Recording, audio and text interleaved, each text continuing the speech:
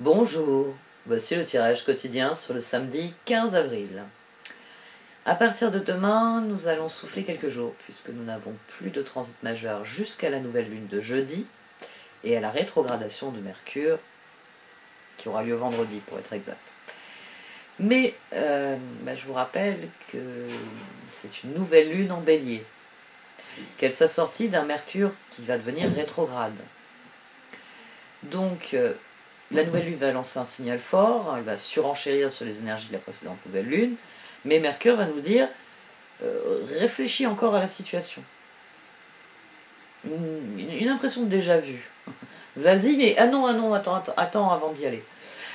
Donc, demain, journée calme, puisque le soleil en bélier sextile à la lune en verseau, ce qui est toujours extrêmement bénéfique, et pas plus mal, puisque la lune en verseau est carrée à Uranus en taureau. Donc le soleil vient sans doute montrer la voie à suivre pour accomplir les changements qui nous posent problème.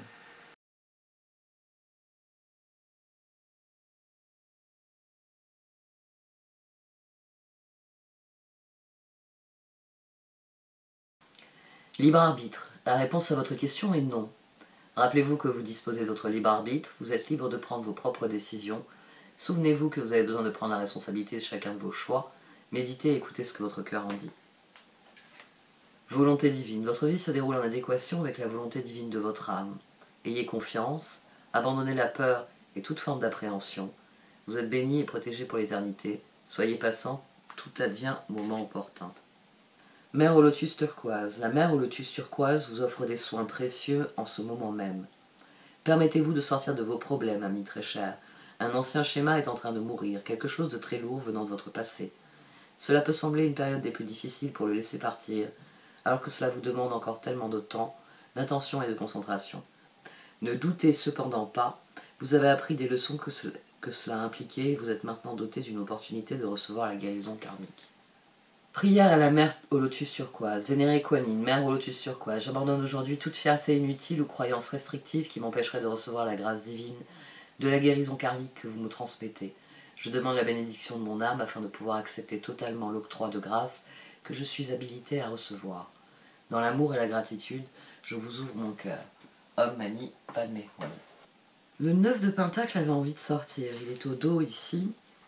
Il était au dos de cette position et il a jailli à 2 reprises. Alors, la première fois, je me suis dit, bon, ça c'est tes mains qui tiennent mal les cartes. La deuxième fois, je me suis dit, bon, cette fois tu l'as pioché dans le tas. Donc, le 9 de Pentacle est à l'ordre du jour. L'épanouissement, la victoire même, le 6 de bâton surenchérit sur cette carte. En plus, ensemble, elles nous disent que notre victoire est assurée. Ici, on a 15, et ici, on a 9. Il y a quelque chose, eh bien c'est la carte de la volonté divine. Tout advient au moment opportun. Il y a quelque chose ici qui doit advenir. L'impératrice, c'est en la sortant que je me suis rappelé qu'elle était au dos de cette position. Je l'ai dit, le 5 de Pentacle était de première position, il est revenu sur la dernière. Et ici, on avait le monde. Bon, les cartes, elles insistent lourdement là-dessus depuis déjà quelques temps. Il y a une période qui se termine, il y a quelque chose qui s'achève. Et j'ai aussi parlé pendant quelques temps d'évidence. Et là, c'est de l'ordre de l'évidence. 4 de Pentacle, révélation, justice. Ce dont on ne veut plus, c'est du 5 de Pentacle, c'est du sentiment de misère. Il y a quelque chose qui est appris, qui est compris. C'est un passage obligé, c'est quelque chose qui nous permet de grandir. C'est aussi ce qui nous donne l'élan pour roue, 7 de bâton, roi de coupe. Ce roi de coupe ici, c'est la prise de conscience qui nous permet d'exercer notre libre arbitre. On va parler de libre arbitre quand... en fait, les termes que j'emploie sont vraiment, significativement, font du sens. Exercer son libre arbitre. Ça signifie exercer que l'on prend en main un pouvoir dont on dispose et on l'exerce, on le met en œuvre au mieux de nos capacités et des possibilités. En l'occurrence, le libre arbitre. Le libre arbitre, vous ne pouvez l'exercer que quand vous agissez en connaissance de cause. C'est de la pleine conscience. C'est une décision qui est mûrement réfléchie. Et c'est ce dont il s'agit ici. Il y a certaines évidences qui dictent la manière, la façon dont on doit aborder la situation. C'est le 17 ici. C'est le monde.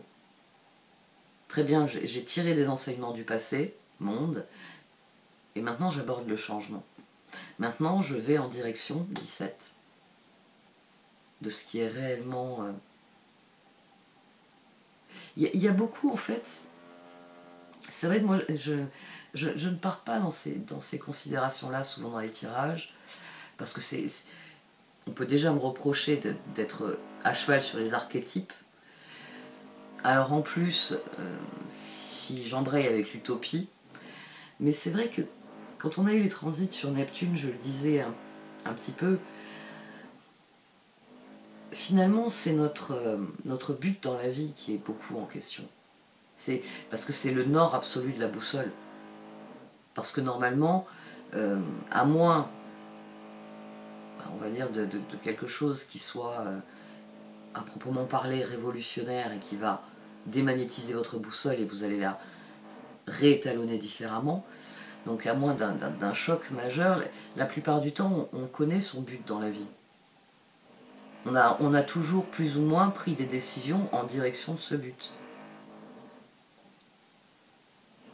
Et ici, il y a des choses qui sont devenues tellement évidentes que nous passons à la mise en œuvre. Ce roi de coupe ici, hop. Et puis c'est maintenant que je réalise qu'il y a un bruit de perceuse. Bon, je l'avais même pas entendu, vous voyez.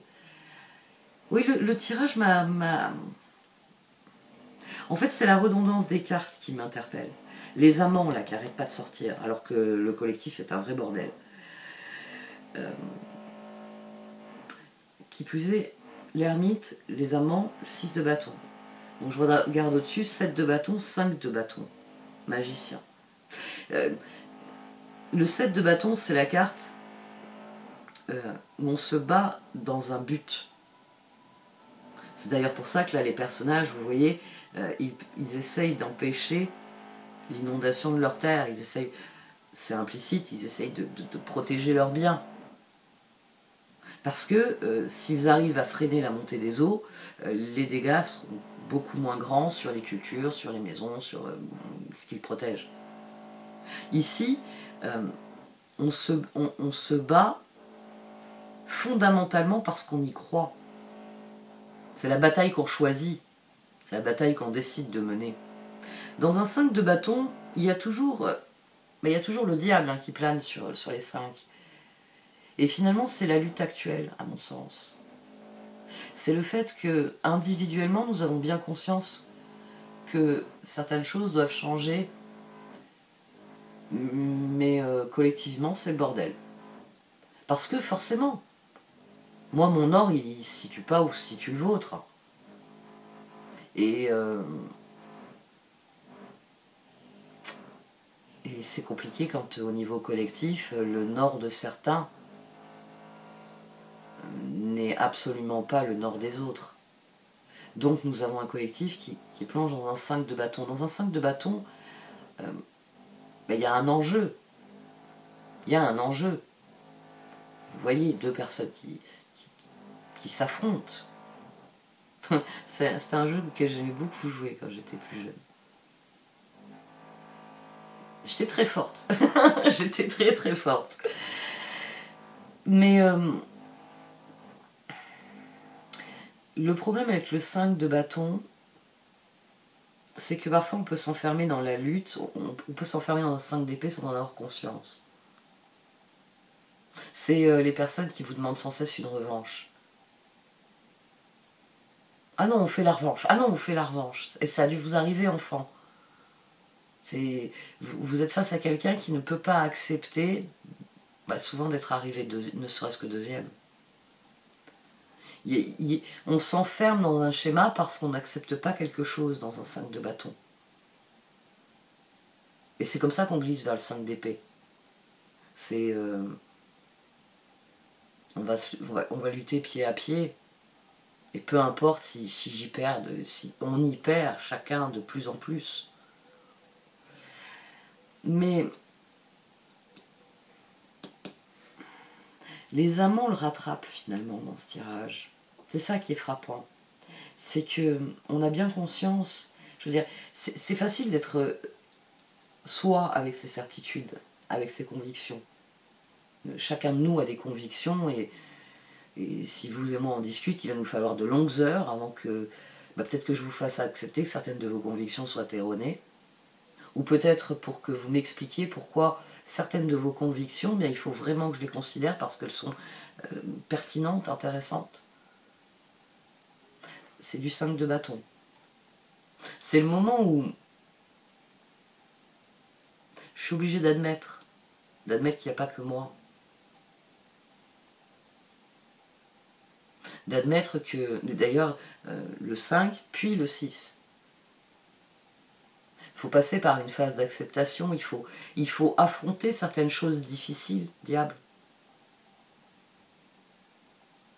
Parce que c'est seulement là que l'on peut être équilibré. Être équilibré dans une relation, c'est savoir prendre souvent, il y a le souvent qui s'est glissé tout seul, c'est savoir prendre du recul sur la relation. C'est-à-dire à un moment donné se dire j'éprouve un certain nombre d'émotions, ce sont les miennes. Ah bah oui, celle-là, ce sont les siennes, garde-les. Et donc être capable de prendre du recul, faire le tri, ça c'est à moi, ça c'est à toi, attends. Et oui, j'ai envie de dire, voir où se trouve la projection. Voir quand on parle, quand on agit, à quel moment on se dit, cette personne, de toute façon, si je dis ça, elle dira ça, elle fera ça. On est continuellement, finalement, dans la quête de choses qu'on ne comprend pas forcément.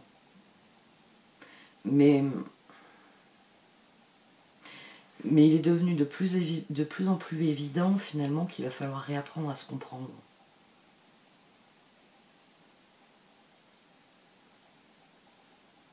C'est assez flagrant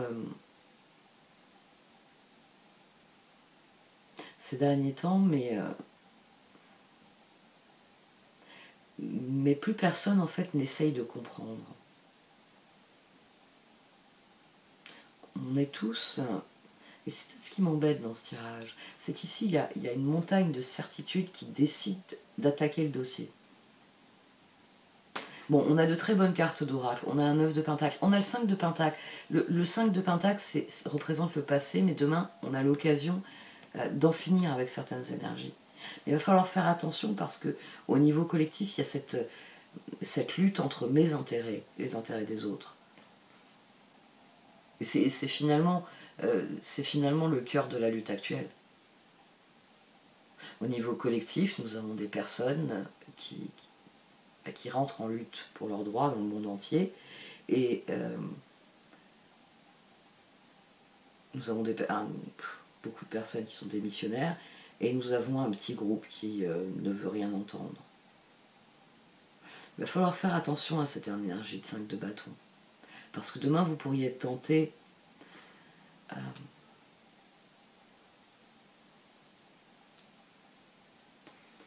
de couper les ponts, ou tenter aussi de donner trop. Ça, j'en ai parlé. J'en ai déjà parlé de ça. Mais maintenant que Vénus... Ah oui, c'est Saturne en Poisson aussi.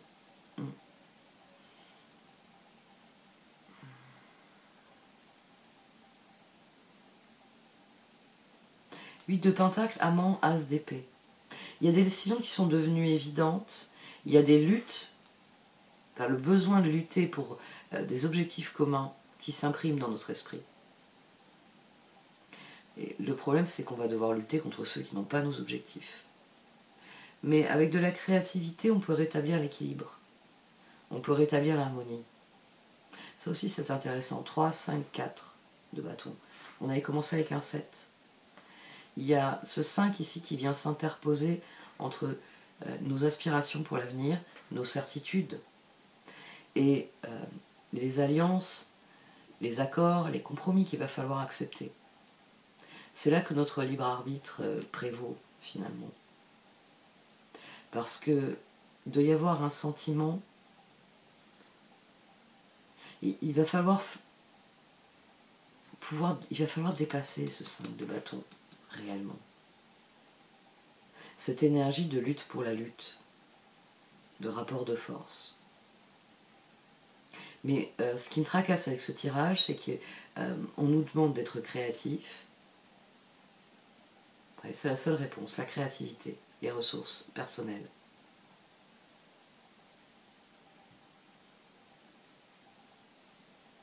Le tirage en lui-même me déphase, parce que je me rends compte que les samedis et les dimanches, on a beaucoup des tirages qui nous demandent d'aller vers l'autre.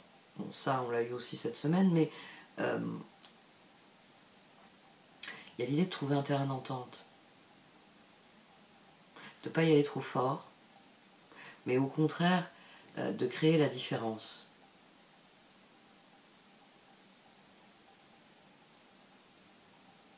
Nous sommes à la veille, on peut le dire, hein, on a quoi, 5 jours d'ici là, on est à la veille d'une nouvelle lune en bélier. Les prochains jours, nous n'aurons aucun transit qui soit vraiment significatif. Donc, demain nous avons un sentiment, un sentiment de victoire, un sentiment que nous pouvons tout obtenir, mais ça passe par une lutte. Ça passe par une lutte. Et c'est sans doute dans cette lutte qu'il va falloir être particulièrement attentif. Parce que toute lutte fait des dégâts finalement. C'est ça qui me tracasse dans ce tirage. C'est qu'il y a un appel à l'union, mais au prix de la lutte. On n'a pas le choix, il va falloir lutter. Pied à pied, il faut... C'est ça en fait qui me tracasse. Après, j'ai commencé avec le libre arbitre. Donc, normalement, personne ne doit remettre en cause votre libre arbitre. C'est-à-dire que si vous et moi nous discutons, que nous partageons nos réflexions, dans une relation équilibrée, il faut que j'accepte que je ne changerai pas certaines de vos convictions et que vous ne changerez pas certaines des miennes. Nous aurons sûrement gagné des points, c'est-à-dire qu'il y aura des convictions sur lesquelles je me dirai machin m'avait dit un truc sur ça, il faut quand même que je le garde à l'esprit, que j'y réfléchisse de temps en temps, voir s'il ne faut pas que je revoie ma position. Et bien sûr, je pars du principe que vous êtes capable de faire la même chose. Il y a des choses qui sont en train de changer. Mais 5 de bâton, 5 de pentacle, attention à ne pas, j'ai envie de dire, faire plus de dégâts sur certaines choses. Pourquoi ce tirage me rend pessimiste alors qu'il a d'excellentes énergies? Peut-être le carré avec Saturne.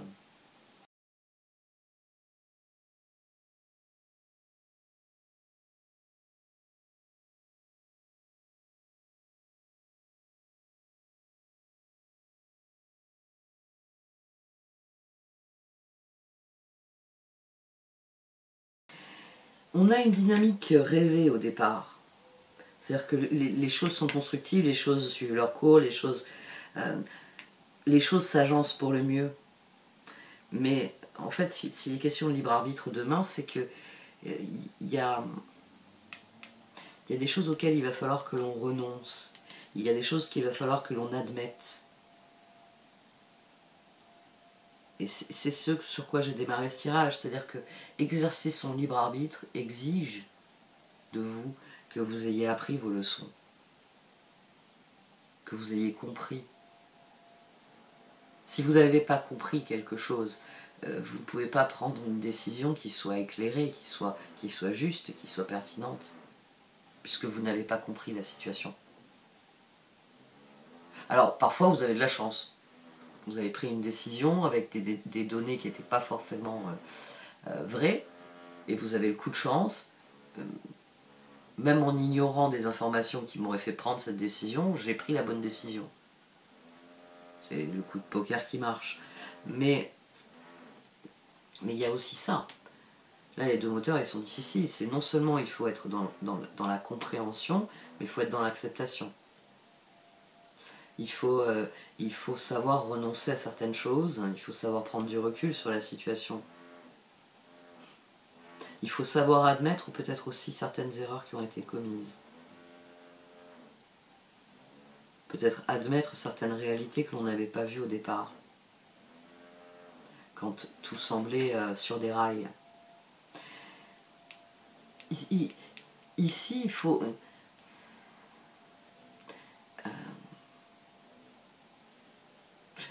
Non, parce que si je le dis comme ça, il n'y a que moi qui comprends. Mettre sa réflexion d'équerre. Ouais. Et bon, si je commence à leur parler d'équerrage... Bon. Mais en fait, c'est l'idée, vraiment. C'est qu'il va falloir remettre la réflexion dans le bon sens, de la bonne manière. Qu'il va falloir... Et c'est pour ça qu'en fait, il me vient l'idée de la réalité. Qu'il va falloir admettre... 5 de bâton. De toute façon, on est dans l'envie de ça. On a envie finalement de s'unir à l'autre, c'est-à-dire de trouver un compromis, de trouver un terrain d'entente. Et c'est sans doute ce qui va être nécessaire demain. Ça va être de comprendre et d'accepter, et donc de renoncer à certaines choses. Parce que dans notre réflexion, il faut bien admettre que les choses... qu'il faut savoir être juste, il faut savoir être équitable. Il faut rendre à César ce qui est à César. C'est-à-dire que, on va reprendre ce que j'ai dit à un moment donné, je viens avec mes convictions, vous venez avec les vôtres, on en discute. Certaines des miennes de convictions, je les lâcherai jamais, certaines des vôtres, vous les lâcherez jamais. Sur certaines, nous nous rendons compte que vous m'apportez des informations, des connaissances que je n'avais pas, un angle de vue, peut-être que je n'avais jamais adopté, et réciproquement, vous faites le même travail dans certaines choses. Et c'est là que l'équilibre se rétablit. C'est là que je conçois, sur tel et tel point, votre point de vue est indiscutablement pertinent et juste. Et donc moi, il faut que je revoie certaines choses qui se rattachent à cette conviction qui est erronée. Il y a vraiment, c'est ça, hein, 5 de bâton amant. Je vous l'ai dit, dans le 5 de bâton, on est dans l'esprit revanchard. On est le narcissique qui tape du pied parce qu'il n'y a que lui qui peut gagner. Et comme on a éduqué les gens à être narcissiques ces 30 dernières années, non, allez, on va dire ces 20 dernières années. Parce qu'il n'y a pas d'autre constat à faire. Hein. On a créé des personnalités narcissiques. Parce que c'est le consommateur idéal. C'est moi, je veux. Donc, à l'expliquer à quelqu'un qui normalement tape du pied et on lui apporte immédiatement ce qu'il désire, qu'il va falloir maintenant prendre en compte le fait qu'il n'est pas tout seul dans la pièce. Bah oui, normalement ça se faisait à l'école. Il y avait 25 mômes, donc quand il y en avait un qui tapait du pied, l'instit le regardait et disait pourquoi tu déranges tous les autres. Hein. Maintenant les instits regardent épuisés. Qu'est-ce que je peux faire pour toi mon chéri? Mon chéri? Pourquoi vous l'appelez? Ah ça aussi c'est un truc qui m'énerve, tous ces adultes qui appellent les enfants mon chéri, ma puce, mon mignon. Ça m'arrive de le faire, avec des enfants avec qui j'ai un lien, avec des enfants qui sur le moment me touchent particulièrement. Voilà. Mais à tout bout de champ, c'est quoi ce comportement? C'est votre élève, c'est pas votre enfant.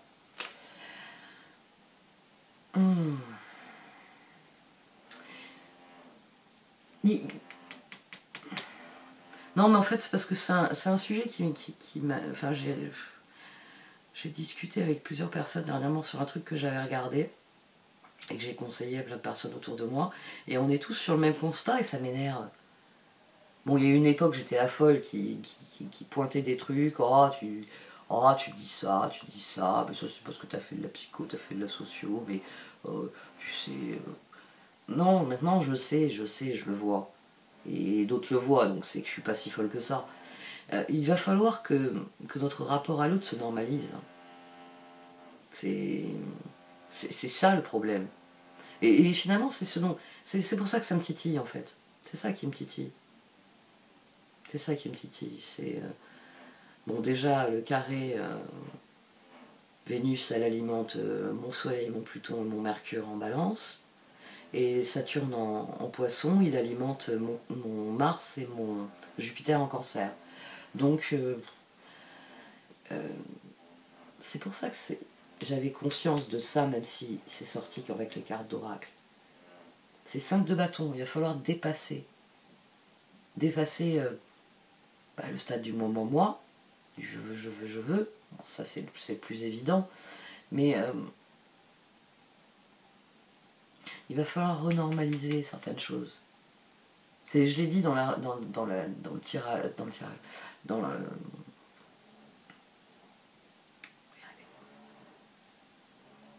dans la pleine lune en balance.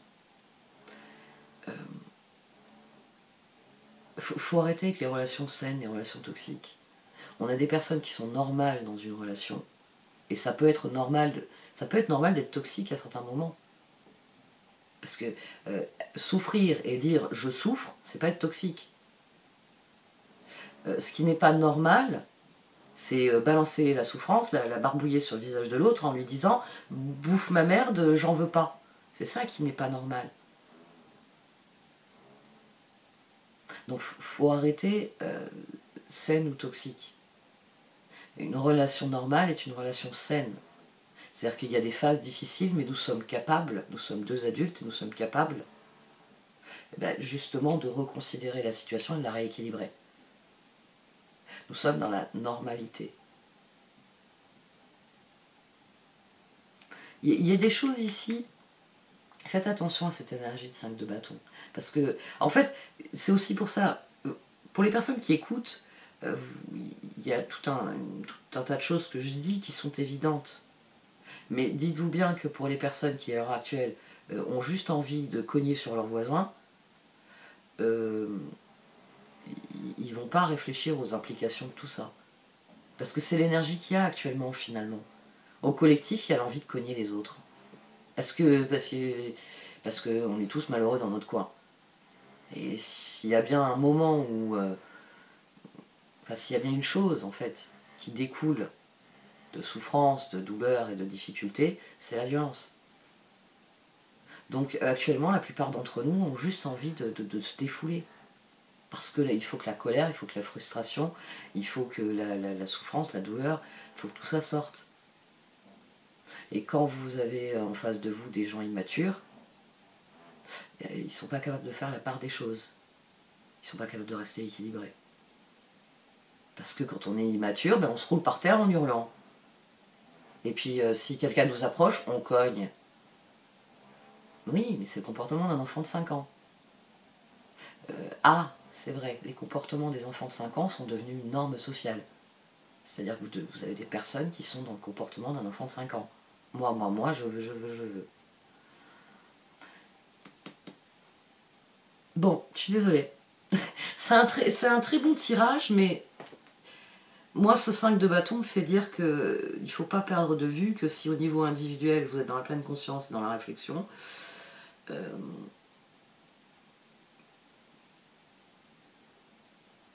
tout le monde n'a pas forcément la maturité nécessaire. Et au vu de ce qui se passe, au vu du bordel, au vu du contexte, soyez vigilants, compréhensifs, mais votre libre arbitre vous permet de prendre les meilleures décisions. Alors, on avait la carte de la libération là derrière. La situation doit vous libérer, pas vous enfermer. Bon, cette fois j'arrête. Parce que ce tirage il m'a emmené je sais pas où. Donc, merci de m'avoir écouté. Vous pouvez liker, commenter ou partager cette vidéo. Au revoir.